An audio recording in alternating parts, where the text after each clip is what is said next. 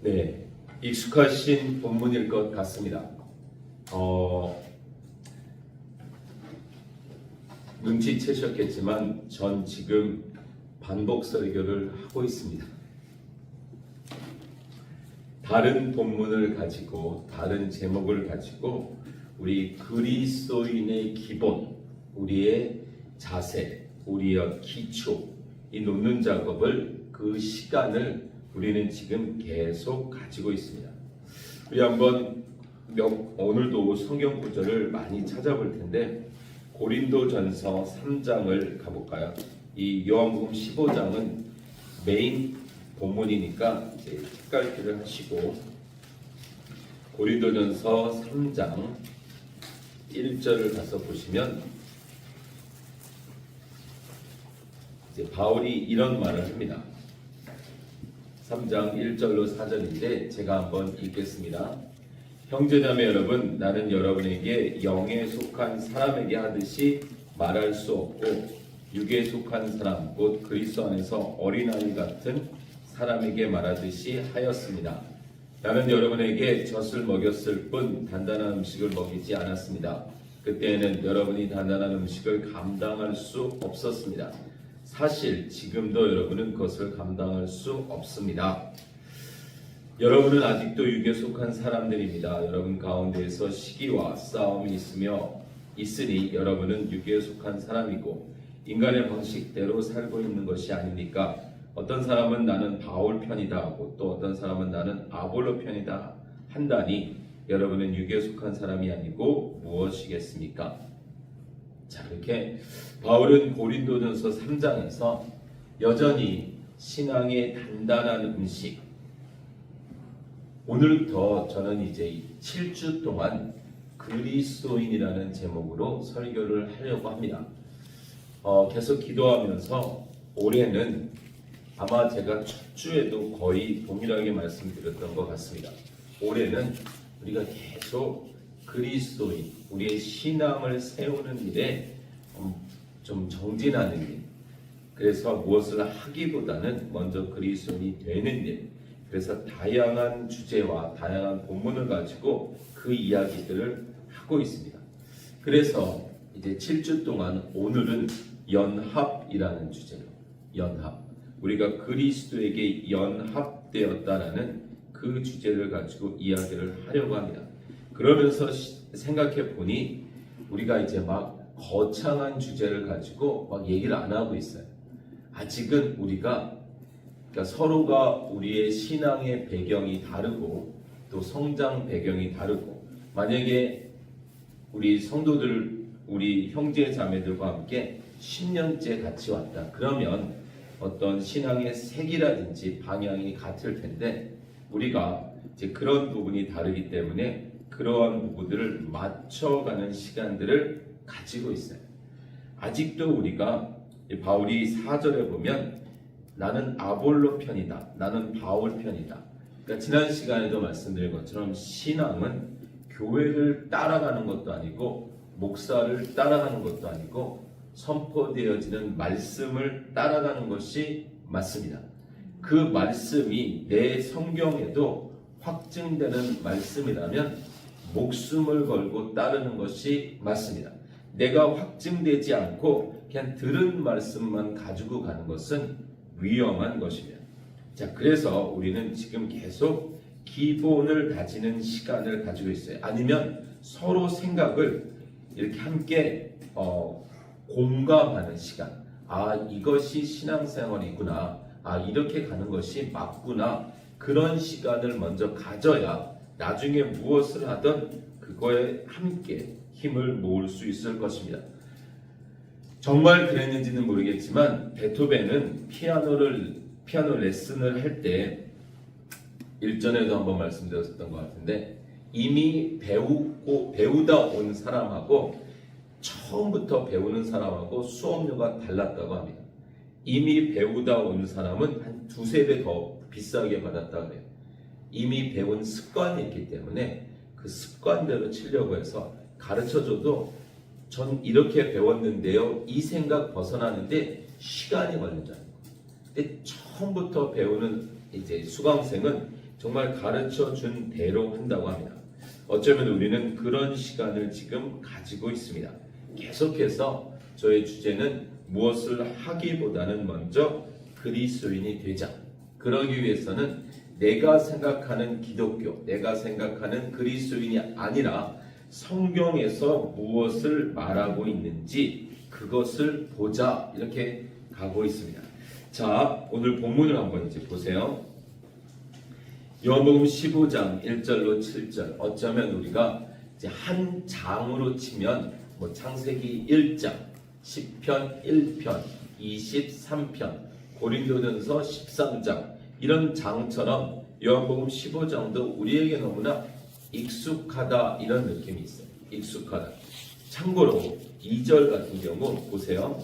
내게 붙어 있으면서도 열매를 맺지 못하는 가지는 아버지께서 다 잘라 버리시고, 이런 구절들이 좀 이제 살짝 난해 구절로 이해되고 있는데, 붙어 있으면서도, 그럼 붙어 있는 건데 잘라 버리시나?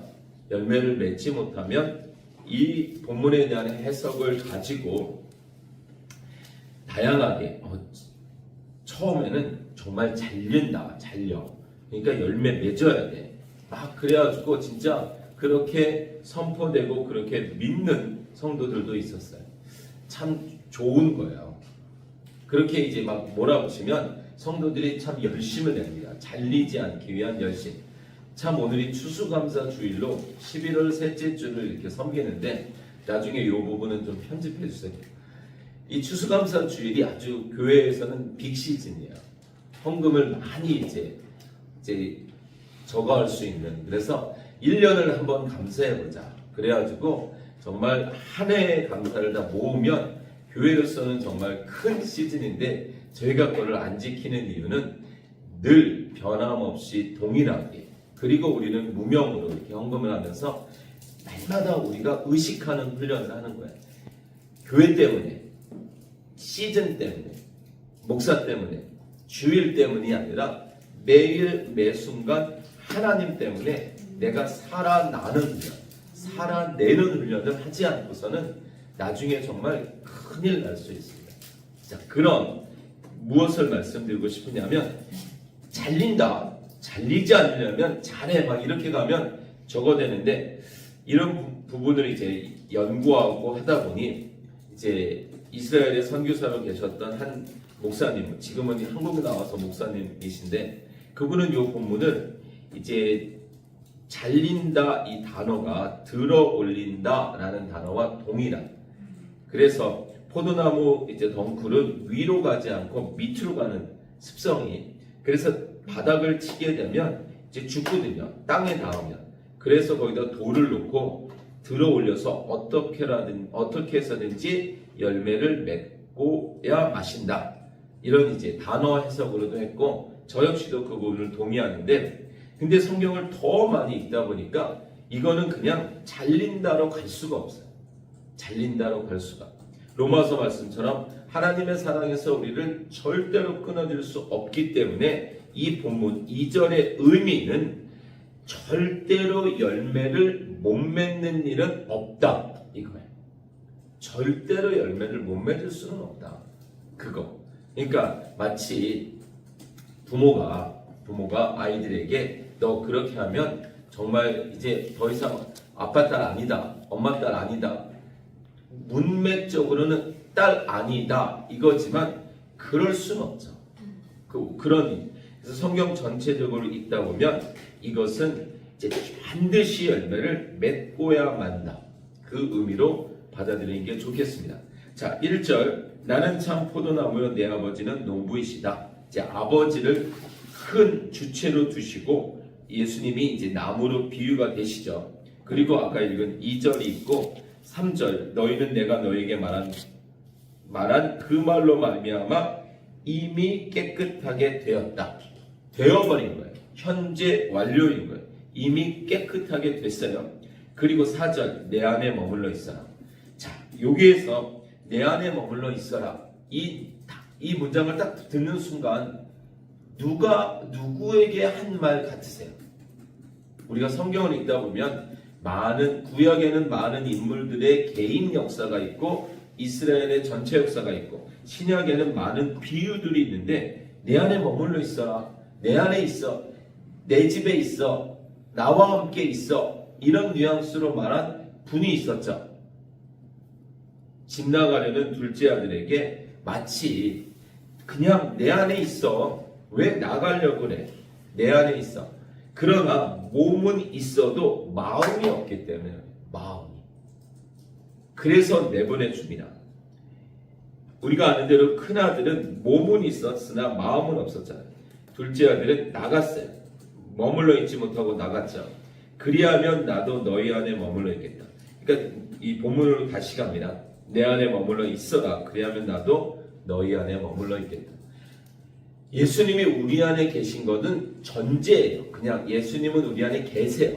계시는데 예수님이 우리 안에 계신 것과 안 계신 것의 차이는 우리가 예수님을 품느냐 안 품느냐의 차이입니다.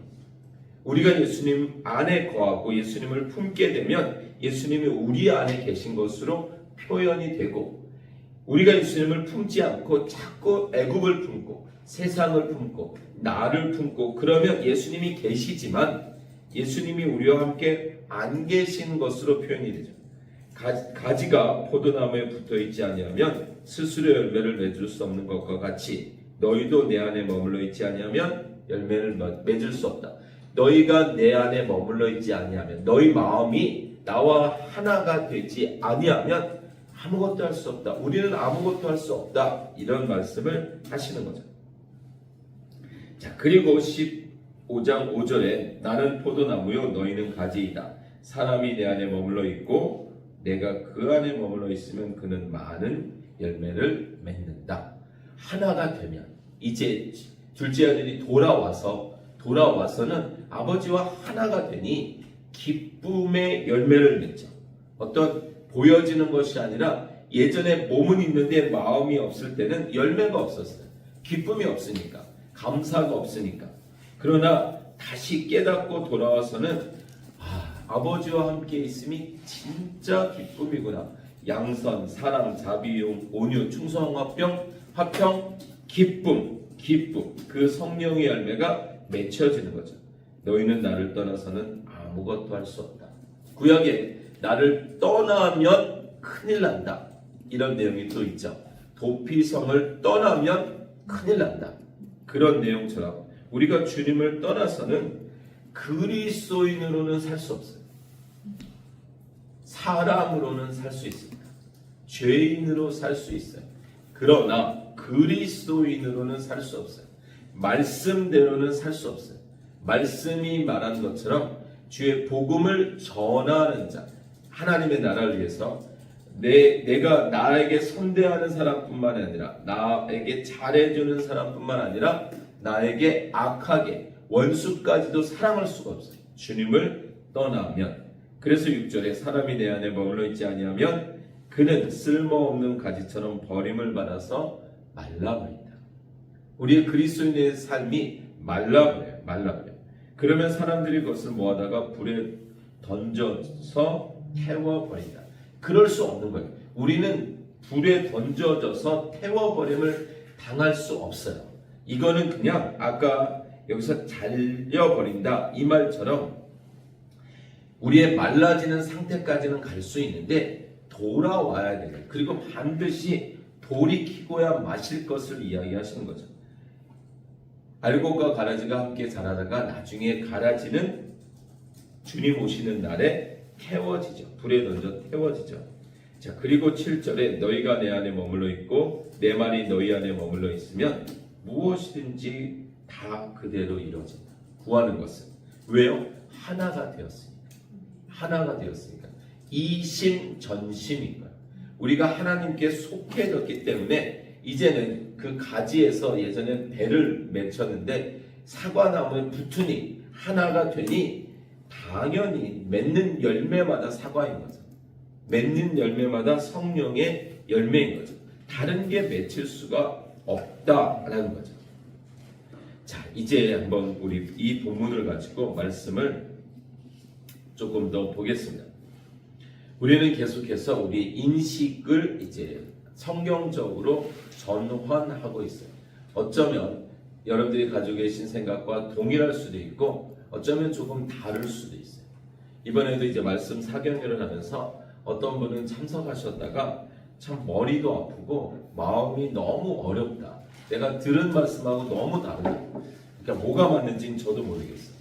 그러니까 이런 충돌이 있는 거죠. 그리고 어떤 분도 내가 다른 건 동의하겠는데 또 이건 동의할 수가 없어. 이런 부분들도 있고 그럴 수 있습니다. 우리가 서로 배운 게 다르고 인식한 게 다를 수 있어요. 그래서 레슨비가 비싸요. 그래서 레슨비를 많이 내셔야 돼요. 왜냐하면 다르니까 그게 맞춰져야 되니까. 자, 여러분들 가지 접붙이는 이야기를 지난 시간에도 한번 해드렸죠. 저도 한 번도 해보진 않았습니다. 들은 말이라 그냥 전해드리는 것이니 실제로 한번 해보시거나 찾아보세요. 나무가 있고 다른 나무가 있고 A라는 나무와 B라는 나무. 근데 B라는 나무의 가지를 A에 붙일 때 이 나무를 자르겠죠? 자른 나무를 가져오는데 자른 다음에 바로 붙이면 십중팔구 실패한대요. 서로 필요하지 않기 때문에 이 나무는 거부하는 거죠. 새로 들어온 가지를. 그리고 이 가지는 자기 안에 아직은 수분이 충분하기 때문에 이 나무에 붙을 필요가 없는 거죠.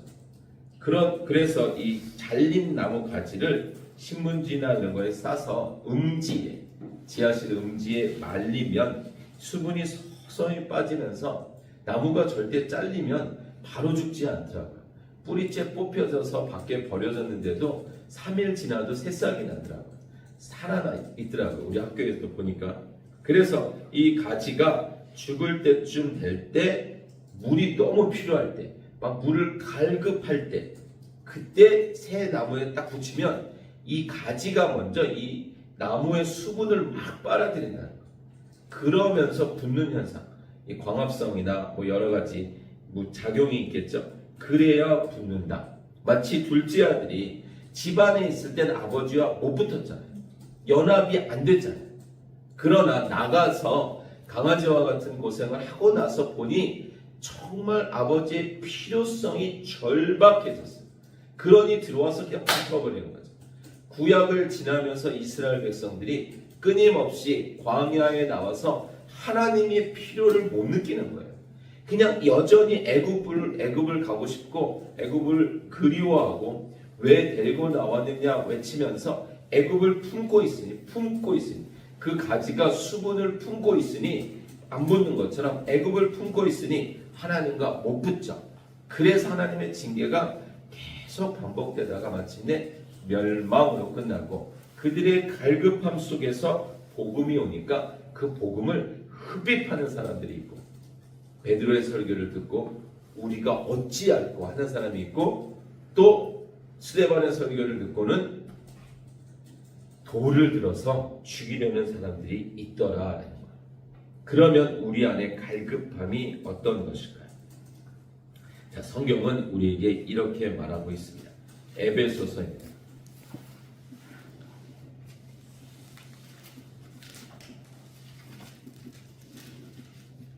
정말 성경을 정말 큰 욕심 없이 꾸준히 읽다가 보면 성경이 어려운 게 아니라 그 말씀대로 사는 게 어렵지 성경은 어렵진 않습니다. 물론 이제 난해 구절들이 몇 곳 있는 것이 있는데 그 부분은 굳이 애써 파헤치지 않으려고 하셔도 될 것 같아요. 자, 에베소서 2장 1절에서 3절에 보면 신약 성경에 여러 번 나오지만 오늘은 이 에베소서만 볼게요. 2장 1절에서 3절. 전에는 이런 단어에 집중해 보세요. 전에는 여러분도 전에는 허물과 죄로 죽었던 사람들입니다. 그때에 여러분은 허물과 죄 가운데서 이 세상의 풍조를 따라 살고 공중의 권세를 잡은 통치자 곧 지금 불순종의 자식들 가운데서 작용하는 영을 따라 살았습니다. 우리도 모두 전에는 그들 가운데서 육신의 정욕대로 살고 육신과 마음이 원하는 대로 행했으며 나머지 사람들과 마찬가지로 날 때부터 진노의 자식이었습니다. 전에는 자 12절 2장 12절에도 그때에 아까도 그때에 있었죠.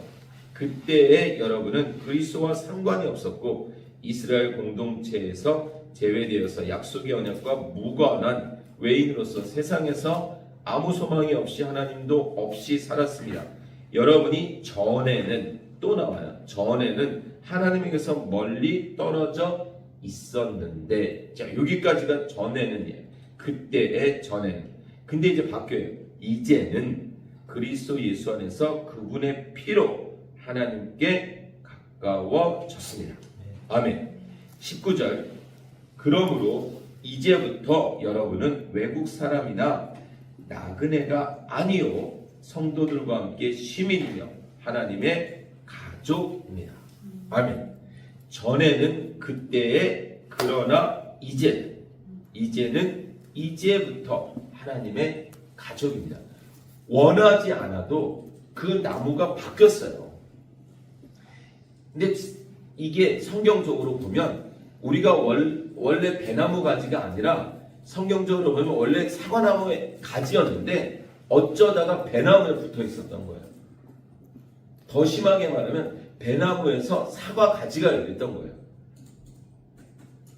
아브라함과 이삭과 야곱의 하나님, 그 이스라엘의 뿌리가 가나안인데 그들이 애굽으로 보내져서 애굽에서 태어난 이스라엘 사람들은 몸은 애굽에서 태어났는데 그 뿌리는 가나안인 것처럼 우리가 이 땅에서 살지만 이 땅에서 태어났지만 믿음으로 어떻게 되죠? 믿음으로 창세 전에 그리스도 안에서 택함을 받은 것처럼 그래서 그 가지가 다시 제자리로 온 거예요. 사실은 제자리로 온 것.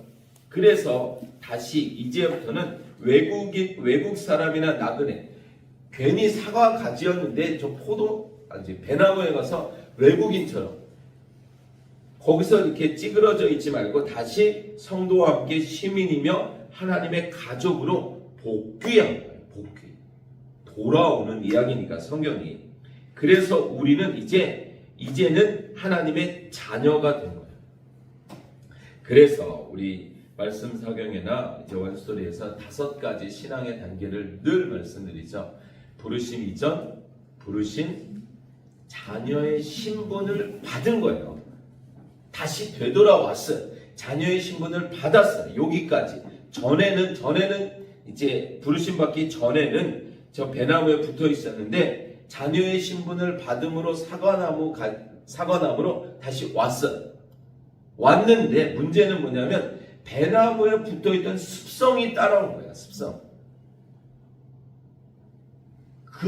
있었던 그 습성이 따라오니까 신분은 바뀌었다니까요. 신분은. 이거는 끊어줄 수도 없어요. 천한 난리를 친다 해도 다시 되돌아가지 않아요. 이제는. 그러나 습성이 따라왔단 말이죠. 그러니까 늘 말씀드린 것처럼 저희처럼 형제가 많은 집이나 이렇게 막 그 아이들끼리만 있는 집 이런 데서 살면은 어떻게 밥 먹기 전에 손을 씻어요. 손 씻으러 갔다 오면 다 없어지는데. 그리고 어떻게 밥 먹기 전에 기도를 해요. 눈만 감았다 떠야지. 기도 좀 길게 하면 없어지는데. 그러니까 그게 이제 습성이 되다가 보니까 나중에 와서 그 편한 자리, 정말 아빠와 엄마와 그냥 나 또는 가족만 있는 음식도 풍성한데도 그 손을 못 씻는. 한동안은 그럴 거란 말이죠. 그 손 씻으러 가도 왠지 불안한, 빨리 와야 되는 그런 시간들이 있단 말이죠.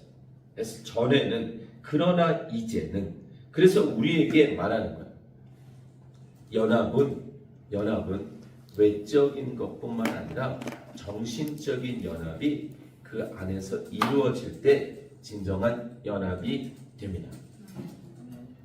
연합되어져야 됩니다. 그리고 아까도 말씀드린 것처럼 주님은 우리 안에 계세요. 주님이 우리를 창세 전에도 그러셨지만 다시 우리를 부르신 순간부터 우리 안에 계세요. 근데 우리가 주님을 품을 때 진정한 연합이 이루어진단 말이죠. 우리가 주님을 품어야 돼요. 그런데 그것이 전쟁입니다. 왜냐하면 사단은 끊임없이 우리로 하여금 하나님 앞에 다시 죄인으로 서도록 하는 거예요. 그래서 참소하는 자가 되는 거예요. 저 보세요. 또 죄졌어요. 보혈의 피로. 아까 그랬잖아요. 에베소서 2장 13절에 이제는 그리스도 예수 안에서 그분의 피로 접붙임이 된 거예요. 피로. 제가 어제 잠깐 교회를 왔다가 아내가 뭘 해야 돼서 저희 전래동화 책을 또 봤어요. 옛날에 생각을 하면서 옛날에는 참 책 읽는 걸 어쨌든 좋아했던 것 같아요. 근데 집에 책이 없으니 책이 많은 책이 많은 친구가 있었거든요. 그래서 그 집에 가서 아무튼 책을 10권씩 빌려왔어요. 빌려 읽고 또 갖다 주고. 그러다 보니까 그 친구가 싫어하더라고요. 왜냐하면 엄마한테 맨날 혼나는 거예요. 네 친구는 왜 집 책을 빌려가서 읽는데 너는 왜 이렇게 안 읽느냐고요.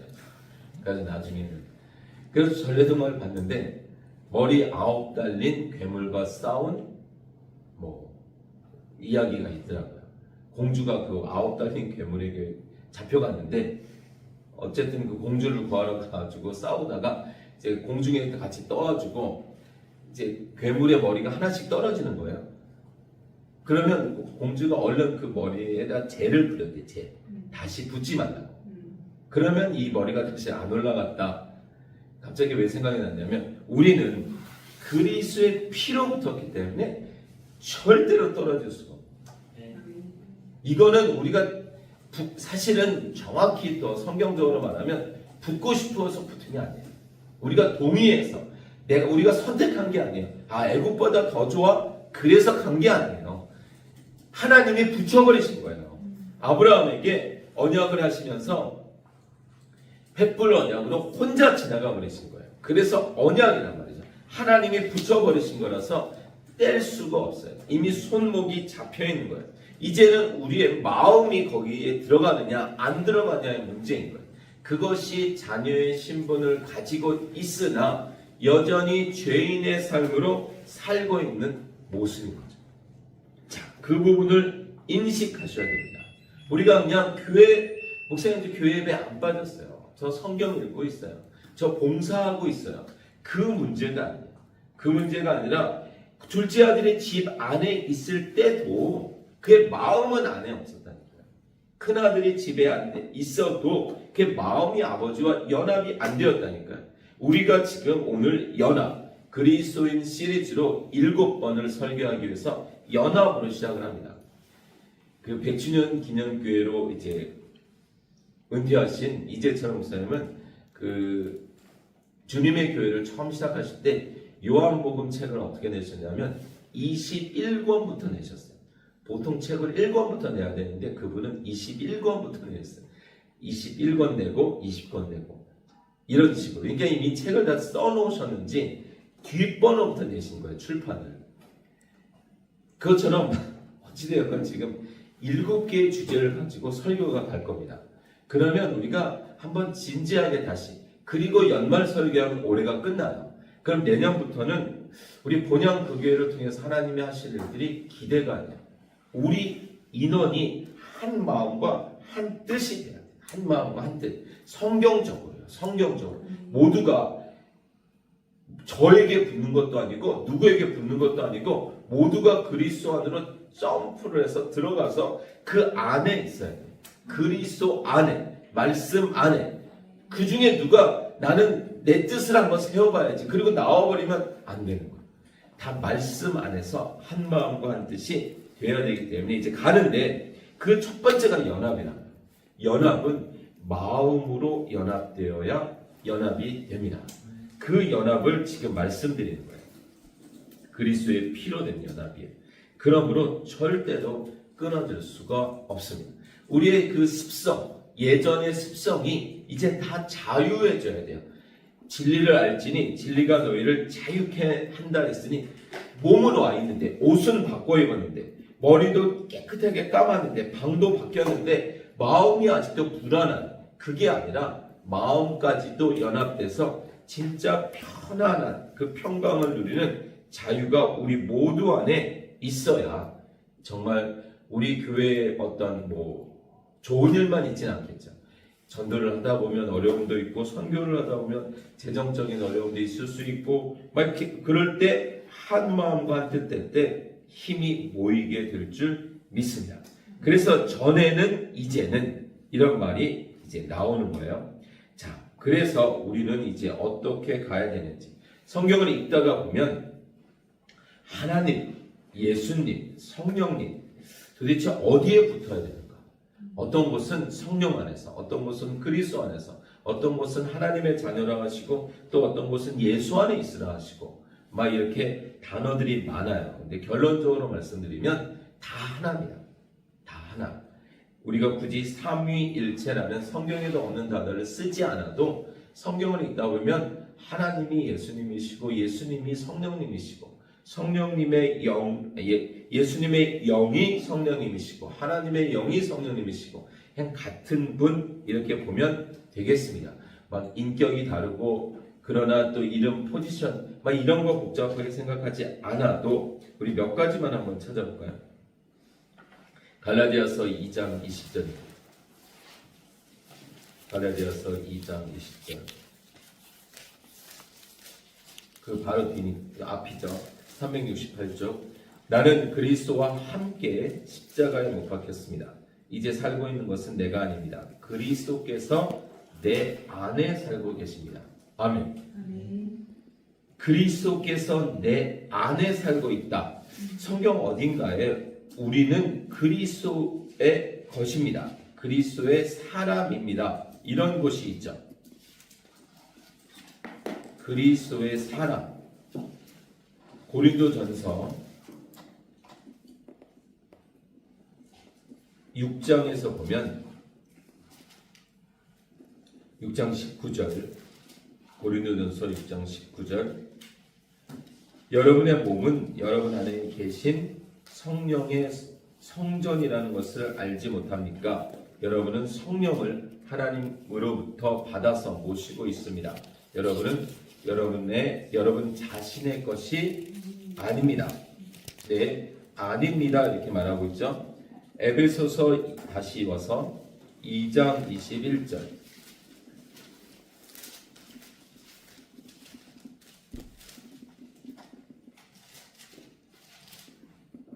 에도 그리스도 안에서 건물 전체가 서로 연결되어서 주님 안에서 자라서 성전이 됩니다. 그리스도 안에서 여러분도 함께 세워져서 하나님이 성령으로 거하실 처소가 됩니다. 하나님이 성령으로 거하실 처소다. 또 이렇게 돼 있어요. 자, 그런데 또 로마서에 가서 보면 로마서 8장 9절. 로마서 8장 9절.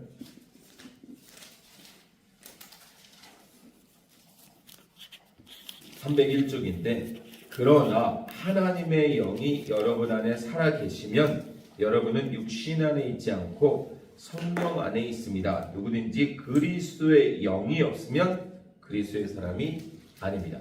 하나님의 영, 그리스도의 영, 곧 성령. 자, 그래서 여러 곳에서 이제 성령님, 하나님, 그리고 예수님과 우리의 관계를 이렇게 여러 각도로 이야기하고 있는데 결국은 하나님 안에 있는 것이 주님 안에 있는 것이고 성령과 동행하는 것이고 예수 그리스도로 충만한 것이 성령과 충만한 것이고 그렇습니다.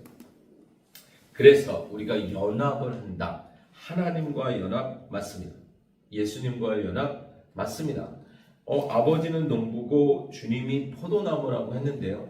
이제 표현이고 이제 동일한 것이란 말이죠. 그래서 성경에서 진리로 표현된 네 가지가 하나님, 예수님, 성령님 그리고 말씀입니다. 그러므로 우리가 궁극적으로 이제 그러면 어떻게 연합을 할까요에 와서 그럼 하나님과 어떻게 붙을까? 예수님과 어떻게 붙을까? 이제 논리적으로는 붙어 있는데 그 붙어 있음의 관계가 더 친밀함 그리고 더 가까움 그리고 더 충만함이 되는 실제적인 것이 역시나 주의 말씀입니다. 하나님과의 관계가 이렇게 서먹서먹하지 않고 우리가 구약 성경을 읽으면서 여러 예화들을 많이 보잖아요.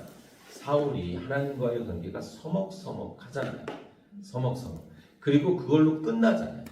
하나님이 아무리 사울이 이렇게 하나님께 물어봐도 대답도 안 하시고 그걸로 끝나버리잖아요. 나중엔 접신자를 찾아가서 사무엘의 영을 불러 올리다가 죽어버렸잖아요. 사울이.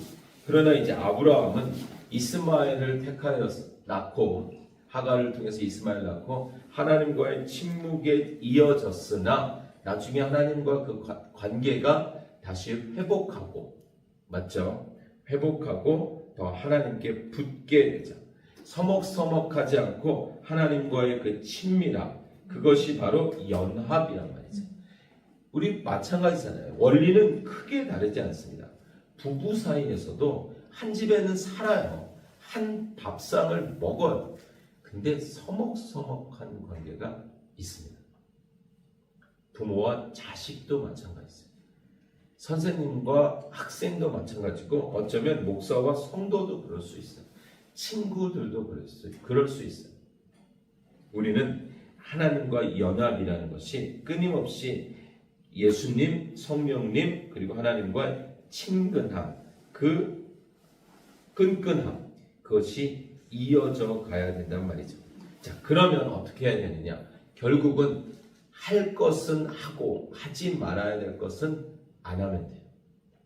부부가 계속 싸워요. 왜냐하면 남편이 아내에게 그러니까 원하지 않는 일을 아내가 계속한다. 싸우죠. 반대로 아내가 남편이 싫어하는 걸 남편이 계속한다. 편안할 수 없죠. 부모와 자식도 역시 마찬가지고 선생님과 학생도 마찬가지입니다. 숙제 해가면 돼요. 공부 시간에 딴짓 안 하면 돼요. 뭐 화려하지 않아도 유니폼 그냥 빨아입고 오면 돼요. 근데 그걸 안 하면 문제가 되는 거죠. 자, 그와 같이 우리가 하나님 앞에서 끊임없이 우리의 죄된 습성, 애굽을 놓지 못하는 그 세상스러움, 어제 이제 괜찮아 하고 딱 자고 일어나는데 오후 죽순처럼 쑥쑥 이렇게 드러나는, 또 전래동화 이야기하게 되네. 어제 시리즈로 봤거든요. 한 권에 한 20편 이야기가 있었는데 형제가 이제 다리를 건너고 있었는데 금덩어리를 본 거예요. 우물 그 시내가에서 아마 아실 거예요. 그래가지고 두 덩어리가 있었어요. 금덩어리 두 덩어리가. 그래서 형제들이 너무 사이가 좋았어요. 그래가지고 금덩어리 하나씩 잡아서 나눠 가졌죠. 그리고 이제 다리 끝쯤 가는데 갑자기 동생이 금덩어리 하나를 다시 그 자리로 던져버리는 거예요. 그래서 형이 왜 그러냐 했더니, 형님 제가 저 금덩어리를 발견하기 전까지는 형님이 저의 전부였는데 금덩어리를 발견해서 한 덩어리를 가지고 나니 형님한테 간 금덩어리가 아쉽더라는 거예요. 그래서 저것도 어떻게 하면 내가 가질 수 있을까? 이런 마음이 들더라는 거예요. 그래서 이럴 바에는 차라리 금덩어리 없이 사이좋은 게 좋겠다. 이래가지고 버렸다는 거죠. 그럼 형님은 어떻게 했을까요? 나는 내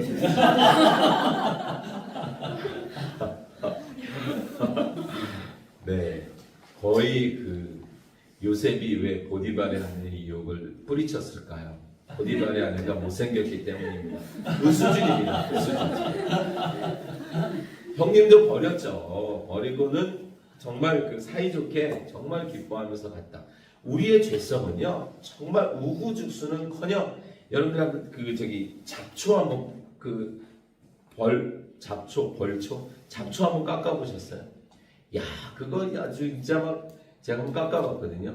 딱 뻘뻘을 위해서 몇 시간 엄청난 큰 마당도 아니에요. 이거 한 두세 배 되는 것 정도에 깎아놓고 며칠 지나면요, 고스란히 납니다. 고스란히 나요. 우리 안에 있는 그 죄의 이게 완전히 뿌리채 뽑히는 건 주님이 다시 오셔서 더 이상 눈물도 슬픔도 아픔도 그곳에 가야지 이 땅에서는 끊임없는 나와의 그 마음, 하나님이 기뻐하지 않으시는 그 마음과의 싸움인 거예요. 그래서 사도 바울이 나는 날마다 나를 죽이는, 나를 부인해 갈 수밖에 없는 그 싸움을 싸우게 되는 거죠. 그러니 우리는 하나님이 싫어하시는 것을 끊임없이 경계하고 깨어 있어야 돼요. 그렇지 않으면 어느 순간 내 안에 들어와서 또 둥지를 틀고 주인 행세를 하려 한단 말이죠. 그걸 놓쳐요. 이번에도 이제 제가 우리 서정 비령제들에게 잠깐 이야기했었는데 사사기 한번 볼까요? 사사기 13장. 아무튼 성경을 읽으면서 참 날마다 새롭습니다. 정말 어떻게 이런 각도로 보지 못하고 인식하지 못하는 내용들이 이렇게 딱 들어올 때 참 우리 사사기에 보면, 구약에 보면 하나님의 영이 임했다. 제일 이런 표현이 많은 사람이 삼손입니다. 사사기 21장 중에 기드온의 이야기가 석장, 삼손 이야기가 넉장이에요. 4장. 그런데 그 삼손 이야기가 13장부터 나오잖아요. 13장 25절에 보면 그가 소라와 에스타올 사이에 있는 마하네단에 있을 때 주님의 영이 처음으로 그에게 내렸다. 여러분 이제 우리가 알아요. 웬만한 사람도 이제 기도하다가 은혜 받았을 때 그 마음을 알아요. 또 14장 6절 보세요. 14장 6절. 그때 주님의 영이 삼손에게 세차게 내리덮쳤다. 자, 그 다음에 14장 19절. 그때 주님의 영이 삼손에게 세차게 내리덮쳤다. 15장 14절. 삼손이 내이에 이르자 블레셋 사람들이 마주 나오며 그에게 소리를 질렀다. 그때 주님의 영이 그에게 세차게 내리니. 아주 진짜 이 정도면 하나님의 영과 함께함이 어떤 것인지를 알 수 있습니다. 우리도 알죠. 자, 그런데 16장 20절을 보세요. 이제 이런 삼손이 마침내 들릴라로 말미암아 이제 세상스러워져 갈 때 세 번 삼손의 힘이 어디서 나오는지 딴소리 하다가 네 번째에 결국 말을 하죠. 그런데 20절 끝부분에 보니까 주님께서 이미 자기를 떠나신 것을 미처 깨닫지 못하였다. 그러니까 그렇게 하나님의 영과 함께 있었던 삼손이 하나님의 영이 떠나신 것을 깨닫지 못하였다. 이것이 정말 실제입니다. 우리의 신앙생활은 끊임없이 주님께 붙어 있음을 깨어 인식하지 못하면 어느 순간 눈 뜨면 내 이름을 위하여 바벨탑을 쌓고 있을 수 있습니다. 우리의 이름을 위하여 쌓았던 것이 바벨탑이었다는 거죠. 얼마든지 그럴 수 있어요. 이번에 어떤 분을 만나서 그분의 간증을 듣는데 그분이 참 연단을 많이 받았다 그러면서 머리털 까만 짐승은 절대 믿으면 안 된다.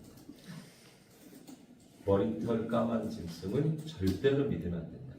이렇게 말을 맞습니다. 정말 요즘 막 캄보디아가 난리죠. 정말 어떻게 그럴 수 있을까 싶을 정도로 난리인데 사실 돌이켜보면 성경 안에도 엄청나게 말도 안 되는 일이 얼마나 많아요. 자기 여동생 디나 때문에 2명이 칼 들고 들어와서 세겜성 사람들을 다 죽인 거는 캄보디아보다 더 심한, 솔직히 말하면 더 심한 잔혹한 행위죠. 그거 진짜 뉴스에 나오면 큰일 나는 얘기예요. 성경에만 나와 있으면 다행이지. 그러니까 그런 내용들 말이지. 인간의 악하며 끝이 없어요. 우리의 무디어짐이 끝이 없어요. 그래서 우리는 늘 깨어있음에 대한 의식을 하고 있어요. 깨어있음에 대한. 그래서 예전에도 말씀드렸는데 중국의 한 이제 오나라와 이렇게 싸울 때 아버지가 전장에서 죽으니 아들이 그 전장의 패배를 잊지 않고 아버지를 죽인 적군에게 복수를 하려고 이제 원한을 품었어요. 근데 이 아들이 알고 있었어요. 뭐를 알고 있었냐면 시간이 지나면 이 원한의 감정도 무뎌질 거라는 걸 알았어요. 그래서 쓸개를 문 입구에다가 이렇게 대롱대롱 매달아 놓고 나갈 때 한번 핥고 그러면서 아버지의 마지막 유언 부차야 내 원한을 반드시 갚아라 이걸 되뇌이고 들어올 때 또 한번 핥고 또 되뇌이고 이랬다는 거죠. 그리고 마침내 원한을 갚았어요. 그랬더니 또 그 상대편 왕이 또 월나라 이 왕이 또 자기의 이 복수의 칼을 잊지 않으려고 그 복수하는 날까지 편한 이불에서 안 자고 장작더미에서 잠을 잤다는 거죠. 그 원한을 잊지 않으려고. 얼마나 불편해요, 장작더미에서. 그러면서 일을 가는 거죠. 그리고 또 복수를 해요. 그러니까 우리 세상 속에서도 아는 거예요, 아는 거. 그런데 우리는 그런 거에 너무 무뎌져 있어요. 우리는 그냥 되겠지, 잘 될 거야. 난 지금 잘 가고 있어. 우리는 잘 가고 있어. 늘 깨어 경계하고 그러지 않으면 정말 큰일 날 수 있습니다. 하나님은 끊임없이 우리에게 무뎌지지 말라 하고 깨어 있어라, 깨어 있어라, 경계해라, 경계해라, 틈을 주지 마라, 싸워라 이런 말씀을 반복하시는데 우리는 참 그런 부분에 무뎌져 있습니다. 제가 30년이 지난 이 예화인데 제가 군대에 있을 때 봤던 그래서 한동안 쓰다가 그것조차도 잊어버렸는데 어제 다시 생각이 났어요. 이제 우리가 2차 세계대전 때 우리가 잘 아는 것처럼 유대인들을 마루타 삼아서 이제 많이 죽였죠. 그때 생체 실험을 할 때 진짜 별의별 실험을 다 했대요. 심지어는 그 온도를 얼만큼 낮췄을 때 냉동인간이 되는 거야. 살아있는 사람을 이렇게 넣어놓고 말이죠. 뭐 어쨌든 여러 가지 시험을 하는데 독일인 의사가 부족하니 그 생체 실험의 대상인 유대인 중에 의사를 착출한 거죠. 착출해서 저들처럼 죽을래 아니면 우리를 도와서 오히려 실험을 할래 이런 선택을 줘서 하겠다. 목숨 때문에 그런 사람들을 이제 이용해서 생체 실험을 한 거예요. 그럼 이 사람들이 얼마나 고통스럽겠어요. 마치 원형 경기장에서 사자밥이 되는 이 사람들에게 예수님을 믿느냐라는 선택을 줬을 때 안 믿는다. 마음이 약한 사람들이 있잖아요. 두려운 사람들. 근데 이 로마 사람들도 아는 거죠. 실제로는 믿는데 그렇게 말하는 사람들이 또 있다는 것을.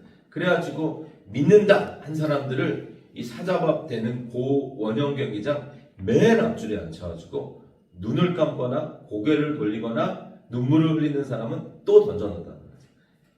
말은 안 믿는다고 했지만 믿는 사람이라고 또 이제 발견하는 것처럼. 그래서 어쨌든 이 유대인이 얼마나 괴로웠겠어요. 그러니까 밤마다 이제 술 아니면 약 아니면 잠을 못 자는 거죠. 그러다가 결국 마침내 자살을 했다고 합니다. 왜 죽었을까요? 왜 자살을 했을까요?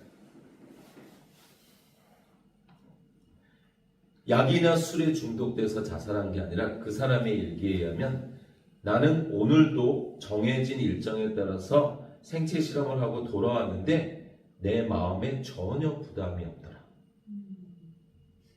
마치 나무 토막을 가지고 실험을 한 것처럼 아무 느낌도 없이 난 오늘 편안하게 잠이 들더라. 그 순간 난 이제 더 이상 사람이 아니구나. 이 일 때문에 자살했다는 거예요. 그렇게 인간은 무디어질 수 있습니다. 그것을 놓치게 되면 우리는 나라는 존재가 누구인지를 인식하지 못하면 진정한 연합에서 또 이제 정신 차리고 돌아온 둘째 아들이 또 꿍꿍이를 계획하는 거죠. 또 어디서 한 미천을 잡아서 또 나가서 그때 그놈들 내 돈 떼먹은 놈들 보자. 이번에는 안 당한다. 또 이 계획을 세우고 있을 거란 말이에요. 놓쳐서는 안 됩니다. 그래서 우리는 어떻게 해야 될까요? 매일 주의 말씀을 붙들어야 돼요. 뭐 어쩔 수 없습니다. 본향 그 교회에서 제가 설교를 하면 끊임없이 제가 할 수밖에 없는 말씀은 시편 1편.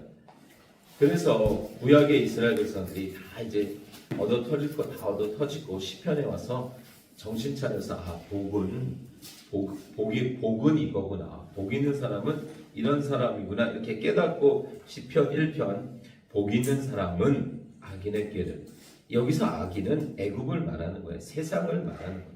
세상의 꾀를 따르지 아니하며 세상의 길에 서지 아니하며 세상의 자랑에 앉지 아니하며 오로지 주님의 율법을 즐거워하며 밤낮으로 묵상하는 사람.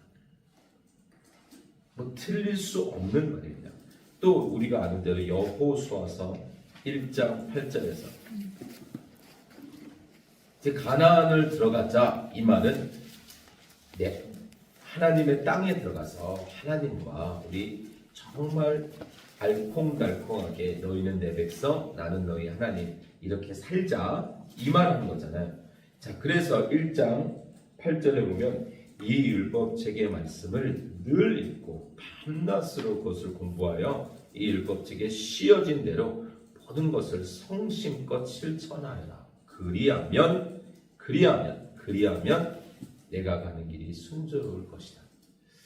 성경에 명백하게 이렇게 우리가 이제 신분이 바뀌어진 우리가 출애굽한 이스라엘 백성이 하나님의 백성으로 살려면 어떻게 해야 되는지 이렇게 나와 있는데, 이스라엘의 역사를 보면 심지어 요시아의 아들 중에 누구예요? 그 율법책을 듣자 다 찢어가지고 불에 태운 인간이 누구죠? 여호야김이죠. 여호야김. 그리고 요시야 왕 때 성전을 청소하다가 율법책을 발견하죠. 그러니까 전혀 관심이 없었다는 거예요. 전혀. 그냥 왕이라는 이름, 이스라엘이라는 이름만 가지고 있었지. 그러니 우리의 신앙생활이 정말, 우리 본향 그 교회는 다시 한번 이를 악물고 결단을 해야 돼요. 우리도 한번 쓸개 한번 매달아 볼까요? 쓸개 한번 그 집 현관 입구에다 진짜 매달고서 나는 오늘 주의 말씀을 붙들고 하루를 출발하면 쓸개를 통과하고, 그렇지 않으면 쓸개를 한번 입에 머금고 출근하기, 뭐 이런 거 우리가 정말 인식해야 됩니다. 결단해야 됩니다. 그리고 신명기 17장에서 우리가 아는 대로 신명기 17장 18절 왕위에 오른 사람은 레위 사람 제사장 앞에 보관되어 있는 이 율법책을 두루마리에 옮겨다가 평생 자기 옆에 두고 읽으면서 자기를 택하신 주 하나님 경외하기를 배우며 이 율법의 모든 말씀과 규례를 성심껏 어김없이 지켜야 합니다.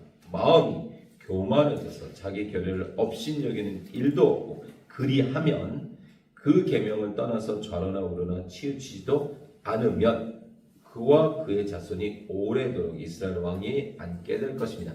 이스라엘 왕위에 앉는다는데 하나님에 의해서 폐위됐으니까. 그래서 결국 우리는 해야 될 것은 하고 하지 말아야 될 것은 안 해야 돼요. 그래야 연합이 지속될 수 있어요. 몸만 있는 것이 아니라, 몸만 교회로 온 것이 아니라, 몸만 직분이 있는 것이 아니라, 아무도 장담할 수 없는 그 관계 속에서 화려하지 않아도 끝까지 갈렙처럼 말이죠. 여호수아와 갈렙이 그 정탐꾼 12명 중에 2명으로 들어갔다가 갈렙이 얼마나 멋있게 고백을 했어요. 근데 여호수아가 계속 앞선단 말이에요. 계속 여호수아 그러는데 갈렙은 무명의 사람처럼 뒤로 빠졌으나 그가 나중에 내가 84세입니다. 그러나 변함없습니다. 그때나 지금이나 동일합니다. 그 고백이 우리의 끝까지 고백이 되어야 될 줄 믿습니다. 평생 자기 옆에 두고 그래서 매일 평생 주의 말씀을 두고 나를 거울로 비춰보는 거예요. 고린도전서 10장처럼 본보기로 삼아보는 거예요. 이렇게 하면 안 돼. 이렇게 하면 이렇게 해야 돼. 안 되는 것과 되는 것을 분간하면서 분별하면서 우리를 하나님께 맞춰가야 됩니다. 말씀에 순종하는 것은 절대로 감정이 아닙니다. 속으시면 안 돼요. 감정에 따라서 가는 것은 이미 성경에서 아니다라고 말하고 있어요. 동의가 되지 않아도 원하지 않아도 할 수 없어도 우리의 감정이 아닌 믿음의 행위인 거예요. 순종, 믿음의 행위. 그래서 말씀을 듣고 말씀을 인식하고 그것을 행하는 거예요. 목사님 제가 말씀드릴 때 이제 막 하고 싶어요. 아니 그런 하고 싶음이 없어도 말씀이 그거구나 그러면 하는 거예요. 그것을 할 때에 또 기쁨이 거기에 더불어지는 거예요. 내가 원할 때 막 마음이 들 때 아니요. 그런 때는 오히려 더 없어요. 우리가 순종할 때 그때 그 기쁨이 그 정말 하나님과 함께 하심이 누려질 수 있습니다. 말씀이 생명되는 삶, 말씀에 순종하는 삶. 우리 로마서 8장, 전도서 10장 10절 한번 보겠습니다. 전도서 10장 10절.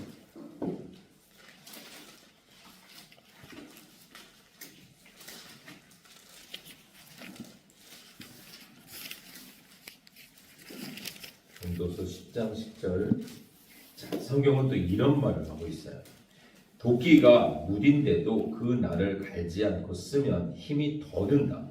그러나 지혜는 사람을 성공하도록 돕는다. 이 지혜는 우리가 아는 대로 예수 그리스도이죠. 그러니까 우리가 하나님과의 동행이 무디어진 상태에서는 힘이 더 든 하나님이 우리를 통해서 일하시도록 하고 하나님이 우리를 앞서 행하시도록 해야 되는데 우리가 하려고 하니 더 어렵다라는 것이죠. 그래서 로마서 8장 14절에 이렇게 말을 합니다. 로마서 8장 14절.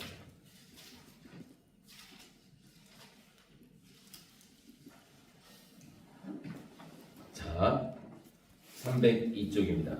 하나님의 영으로 인도함을 받는 사람 누구나 다 하나님의 자녀입니다. 인도함을 받아요. 여러분들 정말 진짜입니다. 진짜. 우리가 하나님과 이렇게 가까워지잖아요. 우리 부부 사이에서도 딱 눈빛만 보면 아는 때가 있고 눈빛은커녕 말을 해도 못 알아보는 때가 있어요. 이게 친밀하면 친구들에도 딱 보면 아는 때가 있고 우리가 정말 성령과 동행하는 할 수 있습니다. 민감하면 우리 마음 안에 하나님이 주시는 마음들이 있어요. 근데 자꾸 우리가 어떤 귀로 듣거나 눈으로 보는 게 아니라 마음으로 주실 때 이렇게 무시하거나 간과하거나 나중에 하거나 막 이러지 않고 그 주시는 마음에 이렇게 친밀함 가운데 조그만 것 하나부터 이렇게 순종해 가다 보면 정말 진짜 하나님이 앞서서 행하시는구나. 내가 인식하지 못하는 또는 내가 순간 내가 원하는 것 때문에 그게 안 보이는 거 있죠. 우리가 뭐를 너무 원하면 안 들리는 게 있잖아요. 그럴 때 우리를 이렇게 일깨워서 생각나게 하시고 그거를 준비하게 하시는 그런 부분들이 진짜 있습니다. 말씀으로 우리가 깨어있고 그러면 어떤 사람이 생각나게 된다든지 갑자기 그래서 정말 연락했더니 정말 어떤 도움이 필요했다든지 아니면 내가 어떤 놓치는 부분이었는데 생각나는 부분을 인해서 연락했더니 정말 그때 연락하기 정말 베스트 타임인 경우가 있고 또 내가 전혀 또 인지하지 못하고 깜빡 까먹은 것 어떤 것이라도 기억나게 하시는 그런 부분들이 있습니다. 그러기 위해서는 우리가 딴 생각을 안 해야 돼요. 그래서 이제 하지 말아야 될 게 뭐냐? 이제 이런 것들을 해야 할 때 하나님과 이제 친밀함이 되는데 그러면 하지 말아야 될 것은 역시나 성경은 우리에게 죄라고 말을 합니다. 고린도전서 15장 34절.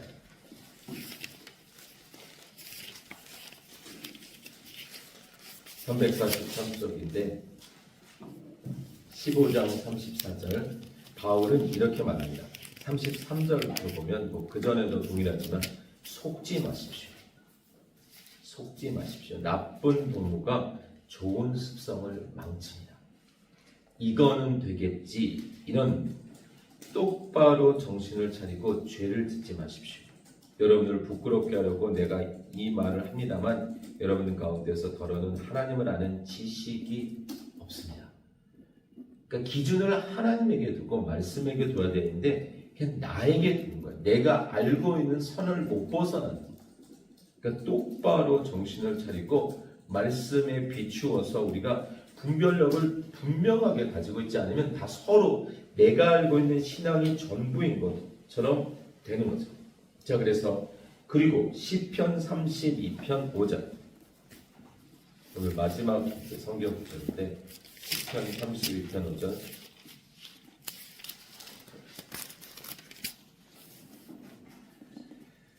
(933쪽입니다) 얼마 전에 제가 말씀통에 올린 구절인데 32편 5절 드디어 나는 내 죄를 주님께 아뢰며 내 잘못을 덮어두지 않고 털어놓았습니다.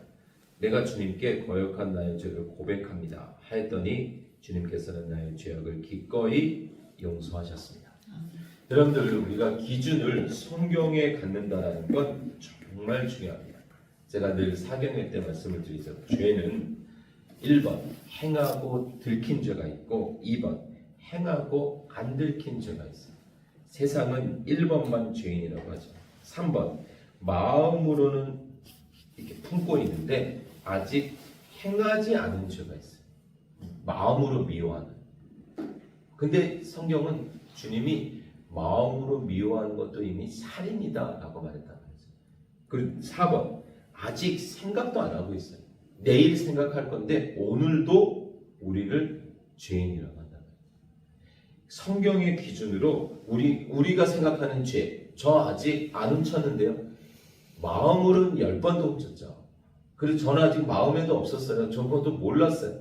그러나 늘 말씀드린 것처럼 죄를 지어 죄인이 아니고 죄인이기 때문에 죄를 짓는다는 걸 놓치시면 안 돼요. 그래서 늘 하나님 앞에서 우리를 점검하고 그래서 주의 말씀으로 씻고 그리고 다시 하나님 앞에 나아가지 않고서는 어느 순간 눈 떠보면 낙타는 텐트 안에 있고 우리는 텐트 밖으로 밀려나 있는 모습이 될 수 있습니다. 깨어 있어야만 합니다. 정말 주의 말씀을 붙들어야만 합니다. 그래서 하나님이 기뻐하시는 모습으로 나아가야만 합니다. 자신하면 안 됩니다. 나는 교회 빠진 적 없다. 나는 이제 직분이 목사다, 선교사다, 장로다. 아니요. 그것으로 천국 가고 그것으로 저와 동행하는 게 아니에요. 둘째 아들이 아들이라는 이름은 있었어요. 그러나 아버지를 품지 않고 있으니 아들이 아니에요. 떠나버리고 말죠.